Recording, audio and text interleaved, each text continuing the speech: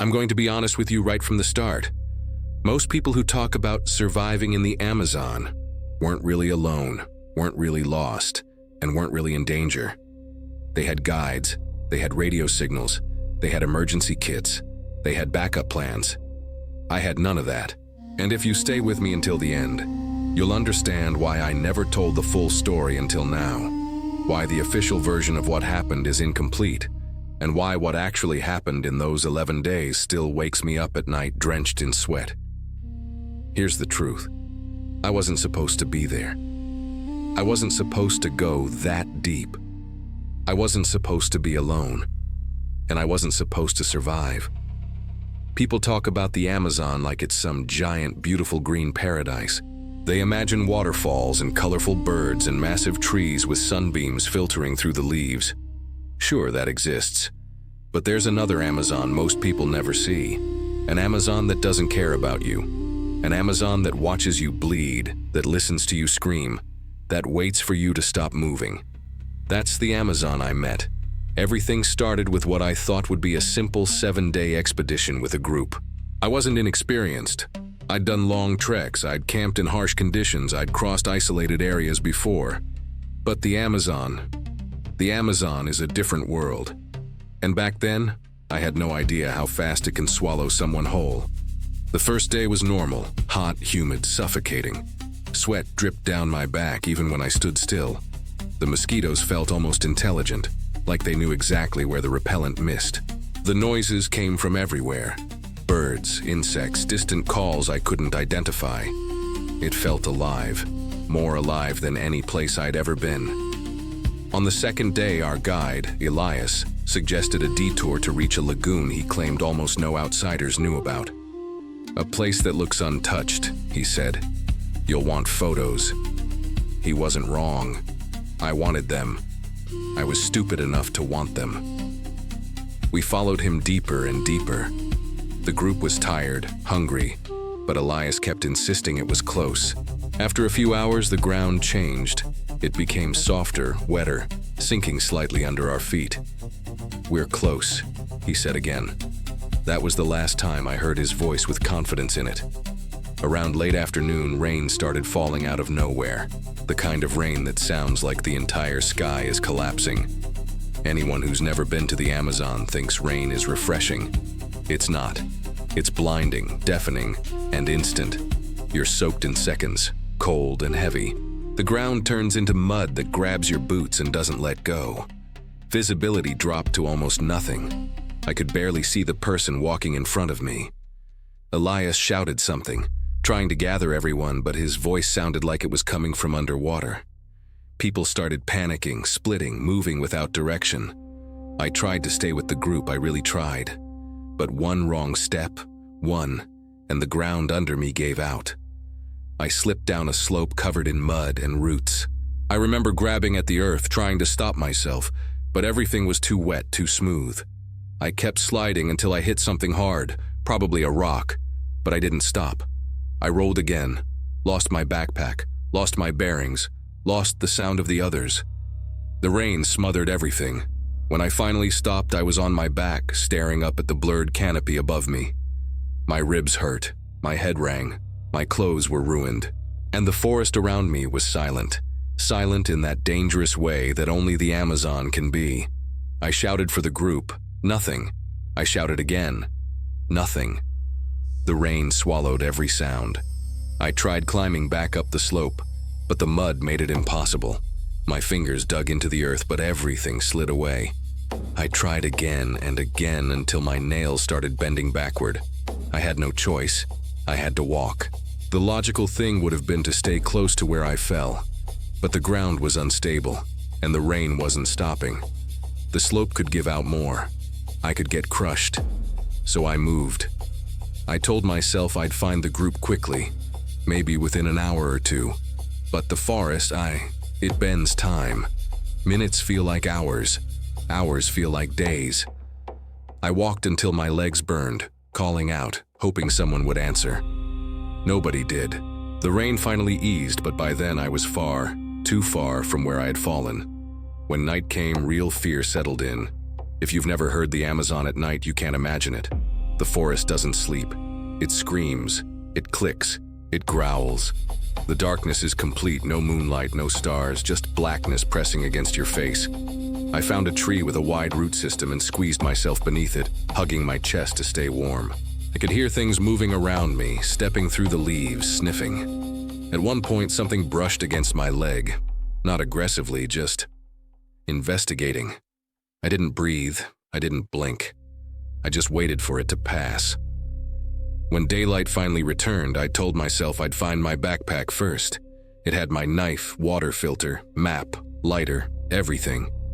But the slope looked different in the morning. Everything looked different. I spent hours searching for the spot where I fell, but nothing matched. The forest had shifted. It does that. It hides things. It hides everything. By midday, dehydration hit me hard. The Amazon is wet, but ironically, clean water isn't easy to find. Every stream carries parasites, bacteria, risks. I knew I had maybe 24 hours before dehydration became serious. I forced myself to follow the sound of moving water. It took hours, but eventually, I found a thin creek, brownish but flowing. I didn't want to drink from it, not without filtering it, but survival strips away hesitation. I cupped my hands and drank anyway. The water tasted like soil, like leaves, like metal. It wasn't refreshing, it was desperate. I kept walking, searching for higher ground, somewhere I could get a vantage point, but every direction looked the same. Green, dense, endless. The heat made my vision blur. Sweat and rainwater mixed, dripping into my eyes, burning them. Around the afternoon of day 2, I realized I hadn't seen a single sign of human presence. Not a broken branch, not a footprint, nothing. The Amazon is so dense that even being 1 kilometer away from someone might as well be 50. Night came again. This time, I climbed into a tree. Not high, just enough to keep predators from reaching me easily. I tied myself between 2 branches using the sleeves of my shirt. The noises below were worse than the night before. I heard a jaguar. Not close, but not far either. Anyone who tells you they aren't scared of jaguars is lying. They don't roar, they don't announce themselves, they kill in silence. I barely slept. My stomach cramped from hunger. My tongue felt swollen. My skin throbbed from insect bites. Mosquitoes, ants, flies I couldn't even identify. Each bite burned like acid. By the morning of day 3, something felt wrong. My joints ached. My head felt heavy. I realized the water had hit me harder than I expected. Maybe parasites, maybe bacteria. I didn't have the energy I needed. I had no real food source except leaves I wasn't certain were safe. I kept moving anyway. Around midday, I found something that gave me a flicker of hope. Footprints. Not mine, not human either. Hoofprints. A tapir. They're basically walking water barrels. If I followed them, they'd eventually lead me to a more stable water source, maybe a river. I followed them for hours through mud, over fallen logs, through swarms of insects. Eventually, the forest opened into a swamp-like clearing, and that's when I made my first major mistake. I got too close to the edge of the water. The mud wasn't mud. It was deep, sticky, hungry, a marsh disguised as a puddle. The moment my right foot sank, I knew I was screwed. I tried pulling it out, but the suction held like cement. I tried leaning forward, grabbing a root, but the movement made me sink deeper. The mud climbed above my ankle, then halfway up my shin. I told myself to stay calm, but panic started bubbling in my chest. I'd read stories of people who got trapped in that kind of mud and never got out. Animals too. I could be next. I forced myself to stop moving, slow breathing, slow thinking. I remembered something a guide had taught me years ago. Spread your weight. Don't pull upward, pull sideways. So I leaned forward, lowered my chest to the ground, and slowly twisted my leg inch by inch. It took 20 minutes. 20 minutes of fear, shaking arms, sweat dripping into my mouth, but eventually the suction loosened. I crawled backward like an injured animal until the mud finally released my leg. My pants were ruined, my boots filled with sludge, and my legs trembled uncontrollably. But I was alive. Barely. I moved away from the swamp as fast as I could. The tapir tracks disappeared, washed away by the damp ground. I was alone again. Completely alone. Day 4 was the day I stopped pretending I'd be rescued quickly. Nobody knew exactly where I had fallen. The forest had swallowed me. If they were searching in the wrong direction. I knew then that if I didn't find a way out myself, I'd die out there. And that was the first moment, the very first moment, that the forest started talking back. Not literally, I'm not saying the trees whispered to me, but the silence felt intentional, like the Amazon was watching me, studying me, waiting for me to make another mistake. And I would, because the worst hadn't even started yet. By day 5, my mind wasn't working the same anymore. Hunger changes you. Dehydration twists your thoughts. But it wasn't just physical. Something in the forest itself felt different. The Amazon doesn't need monsters. It becomes one. It breathes around you. It pushes you, pulls you, teases you. You start hearing things you shouldn't hear, seeing shapes that don't make sense, and doubting every step you take. That morning, I woke up with a fever. My body felt heavy, my vision blurred, and the insect bites on my arms had swollen into red, throbbing boils. Every move hurt. But I kept walking. I had no choice. Staying still felt like asking the forest to finish what it had started. The sun was brutal that day. It felt like it was hanging directly above my skull, burning through the canopy. Sweat dripped into my mouth, salty and bitter. My throat was so dry it felt like it was lined with sand. I forced myself to follow any sound that resembled water. Distant trickles, echoes, anything. Hours passed. The fever got worse. My footsteps slowed. My hearing faded in and out like a broken radio. That's when I stumbled into a small clearing, and I saw something I still don't like to talk about. At first it looked like a tree trunk, but then I noticed the shape. Rough, curved, hollow in the center. Bone. Enormous bone. Maybe an old rib cage from a dead animal. Maybe something larger. The Amazon is filled with creatures humans never truly study. Some die without ever being recorded. But the size of that thing, it made me realize something important. The forest wasn't just dangerous. It was old. Older than anything I could understand. And I was trespassing. I walked around it carefully, almost respectfully. The silence around the bones felt heavier than before. Even the insects were quiet. I didn't want to stay near it, so I pushed on. Later that afternoon, I heard running water, a sound so beautiful I almost cried. I stumbled toward it, branches whipping against my face, roots catching my feet. When I finally reached it, I dropped to my knees.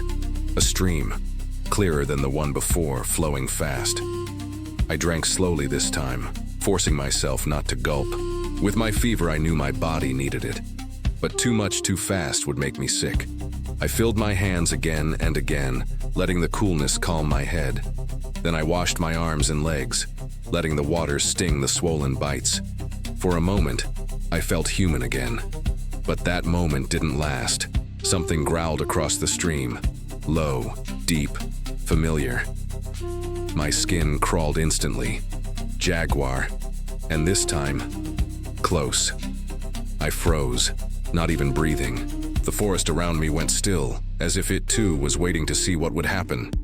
I didn't see the jaguar. Not fully. Just a shape moving between the shadows. Slow, controlled, curious. I knew better than to run. Running triggers predators. So I slowly backed up step by step, never breaking eye contact with the darkness where its shape flickered. My legs trembled uncontrollably. When it finally vanished, blending seamlessly into the foliage, I collapsed to my knees again. This time from pure shock. I stayed there for minutes, shaking. That was the closest I'd ever been to something that wanted me dead. That night I climbed into a tree again, tying myself in place using strips of my shirt. I barely slept. Every time a leaf rustled, I thought the jaguar had returned. My fever worsened. I hallucinated voices. Voices of my group, calling me, laughing, talking. I heard my mother. I heard Elias telling me the lagoon was close. But the thing I remember most clearly is hearing my own name spoken from the darkness below me. A whisper. Not loud, not desperate, just there. I told myself it was the fever. I still tell myself that. But some nights, when I think back, I'm not so sure. By day 6, my body was almost done. My stomach felt like it was eating itself. My muscles cramped. My vision doubled. But something changed that morning. Something that turned into the single biggest reason I survived. I found a trail. A real one. Not an animal trail. A human trail. Faint, old, but unmistakable. Someone had once walked there, not recently, but long enough that the ground still held a pattern. This was it.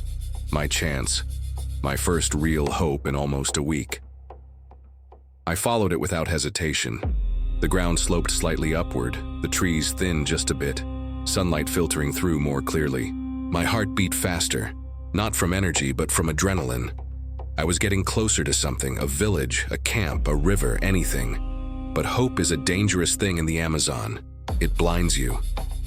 A few hours later, I heard something, a rhythmic chopping sound. Like metal hitting wood, an axe, a machete, a human. I ran toward it, ignoring my exhaustion, ignoring the pain shooting through my ribs. Branches tore my skin. Thorns sliced my legs, but I kept running because someone was there. Someone alive. Someone who could save me. When I reached the clearing, I expected to see people.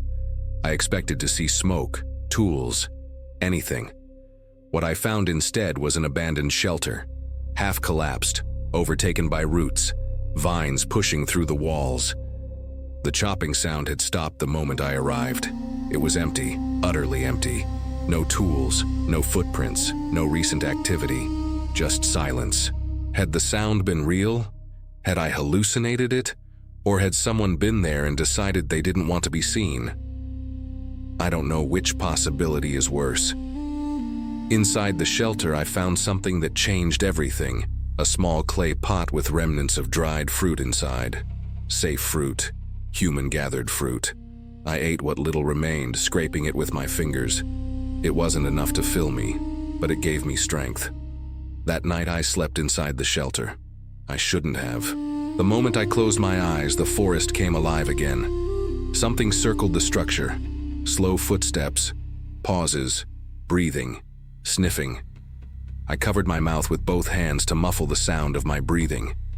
At one point, something pressed against the thin wooden wall.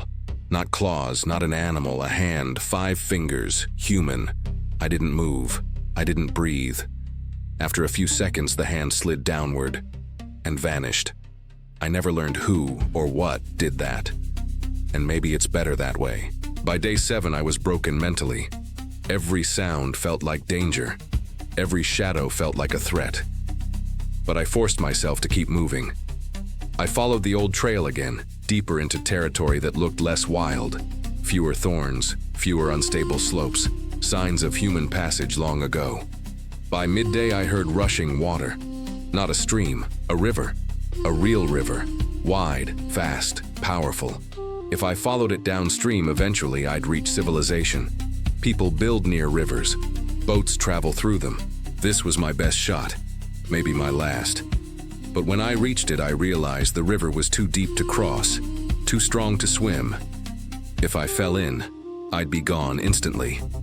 So I walked along the edge, feet sinking into wet sand, eyes scanning the opposite bank for any sign of smoke or boats. That's when I stepped on something sharp. I looked down and saw a piece of metal embedded in the mud. Rusted, old, but unmistakably man-made. My heart pounded. I dug around it with my hands until I uncovered almost half an old tool. Maybe a machete blade. Humans had been here. Recently enough that metal hadn't completely dissolved. I kept moving. The sun lowered. My legs nearly gave out. I walked until I couldn't. That night, I didn't climb a tree. I was too weak. I curled up on the sand, listening to the river. I hoped its sound would drown out the animals. It didn't. I still heard them. Something dragged itself through the underbrush at dawn, but it didn't approach. Day 8 was the day my body surrendered. I collapsed twice. My fever spiked again. I had chills so strong my teeth clacked together. I knew I couldn't walk much longer. I needed help soon. That afternoon, I heard something mechanical, a faint buzzing. A drone? A boat engine? A generator? I followed the sound desperately, stumbling like a drunk person. But the sound kept moving, fading, returning, fading again, like it was circling me. When I reached a small patch of flattened ground, I realized something crucial. This wasn't the forest messing with me. My fever wasn't inventing sounds. Someone was out there, but they weren't looking for me. They were avoiding being seen. That's the part I never told anyone, not the rescue team, not my family, not the reporters. The Amazon isn't empty. People live there. People who don't want outsiders wandering into their land. People who move silently. People who choose when they are seen and when they aren't. I think they knew I was there. I think they watched me. Maybe from the trees, maybe from the shadows, maybe from places I didn't even know existed. But they didn't help me. Maybe they feared I was a threat. Maybe they didn't care. Maybe helping one outsider would bring more. I don't know. But on day 9, something finally changed. I heard shouting in the distance. Real shouting. Human voices calling names. Search team voices. I screamed back, but my voice cracked and vanished into the canopy. They didn't hear me. I ran, tripping, falling, breaking branches as I pushed forward. I caught a glimpse of them through the trees. Bright clothing, machetes cutting through vines, radios crackling. But the moment I stepped forward to get closer, something grabbed my ankle. Hard. I looked down. A root? A vine? No. A hand. Small. Human. Dark-skinned. A child, half hidden in the undergrowth, staring at me with wide, unreadable eyes. Before I could speak, the child pressed a finger to their lips, silencing me. Then they let go and vanished into the foliage like smoke. By the time I looked up again, the search team was gone. I screamed until my throat bled. Nobody answered. Day 10 was the darkest day. I barely moved. I drank river water until my stomach hurt. I laid under a fallen tree, delirious. I talked to myself. I begged the forest to let me go. I don't remember most of it. Just flashes, faces in the leaves, whispers in the branches, the feeling of being watched nonstop. But on the morning of day 11, I heard something different. Metal clanging against metal. Boats, real boats. I forced myself up, stumbling toward the sound. My legs shook violently. My breath came in shallow gasps.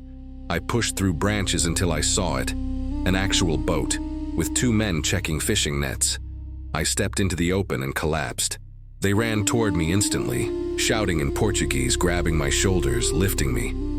I tried to talk but only managed broken syllables. They gave me water, real water, clean water. They wrapped me in a blanket. They put me on their boat. But I wasn't relieved, not fully. Because as the boat drifted away from the shore, I saw movement between the trees. A figure, motionless, watching, dark painted skin, leaf-woven clothing, eyes locked on me. The same size as the child, maybe the same person, maybe not. They didn't wave, they didn't call out, they didn't step forward, they just watched me leave. And that's the part I never told anyone. Not the reporters who interviewed me. Not the rescue volunteers, not my family. Everyone thinks I survived because I was strong or skilled or determined. But the truth is this: someone found me first. Someone who lived there. Someone who could have let me die. Someone who held my ankle and silenced me. Someone who could have revealed themselves, but didn't. I don't know why they let me live. I don't know why they didn't call out to the search team. I don't know what they wanted, but I know they were there. I know they watched me, and I know that if they hadn't grabbed my ankle, I would have run straight into the search team and maybe into something else, something I was never meant to see. So when people ask me, what was the scariest part of those 11 days? It wasn't the jaguar, it wasn't the swamp, it wasn't the fever, it wasn't the hunger. It was the realization that the Amazon is not empty. And sometimes the people who live there choose exactly who survives and who doesn't. Thank you for listening to my story. Not everyone gets to walk out of that forest alive, and even fewer get to tell the truth about what really happened. I'm grateful you stayed with me until the end. If you want more real survival stories like this, raw, honest, and unfiltered, don't forget to like this video, subscribe to the channel, and share it with someone who loves true stories from remote places. Your support keeps these stories alive.